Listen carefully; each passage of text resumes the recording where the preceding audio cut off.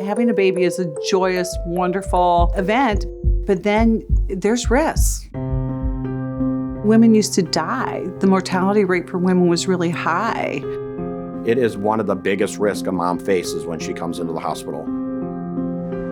Grandparents are there, both her parents, my grandparents. Everybody's ready, excited. She gives birth. Everything goes swell. I cut the umbilical cord. They give Finley to Ashley. Within a minute or so, I asked somebody to take the baby from me. I said, I don't feel right. I remember somebody saying my arm seemed to change colors. Don't know what's going on. I know it's not good. When they took Ashley out of the room, it looked like the floor was just covered in blood. By the time I got up the stairs, which was just minutes, they were already in the operating room. It didn't take long to realize that we were in trouble. Everything was slow motion. It was a very scary moment because from that moment, there were already a bunch of people running back and forth, but it seemed like it doubled. I could see a whole bunch of people running back and forth with just bags of blood and liquid. And everybody's talking to each other. I need this. Somebody else over here. I need that. Can somebody run and get this? When I walked into the OR and saw 10 different caregivers running around trying to save Ashley's life, it became a very heightened emotional experience. It's a hysterectomy or she's gonna die. We're trying to get a big line in her neck to more efficiently give blood, and her saying, please don't let me die. We looked around the room and we knew that her life was in our hands. Pressure, lots of pressure. Lots of pressure.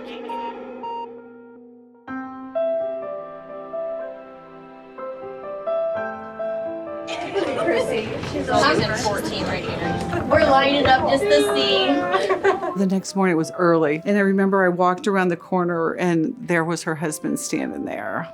And that's when the tears rolled. It was a very emotional time. A lot of tears were shed. Woke up with tubes down my throat and had no recollection really of what went on at that point. Then it was like a miracle she started coming to so fast. She was just very grateful to be alive. When Finley was brought up to the ICU for the first time, she was overjoyed, excited, happy. There was probably 10 nurses in the hallway, all so excited, waiting. I'll never forget it. It was like something lifted off of me. I felt so much better. It was beautiful. It was a special moment, and finally getting to spend time with her. A lot of the nurses were saying that if they didn't have the prior sim lab and everything, that they don't know if they would have acted as quick and efficiently. They had just a couple weeks prior implemented a thing called a mass transfusion protocol, which saved her life. Every nurse, every physician, every year practices these high-risk situations so that when Ashley comes in, we've seen it before, we've done it before, and we've mastered a teamwork approach of addressing these situations. No mom expects to come to the hospital and have nothing but a normal, healthy delivery. But when that rare event happens and you have a medical emergency, we will be ready. It was a very scary moment, and they were there with us. Not only just to take care of my wife, but also us, family members. And without these certain protocols that were in place, I don't think my wife would be here. That's what it's all about. When somebody can come back and they're healthy, it makes you smile that you made a difference and that there's this beautiful family and this beautiful woman and her husband, and they made it. It had to have been the hand of God.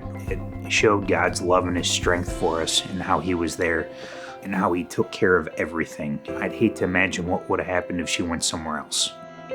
Big and small makes a huge difference in some people's lives, especially mine. I'm grateful and glad that she's here.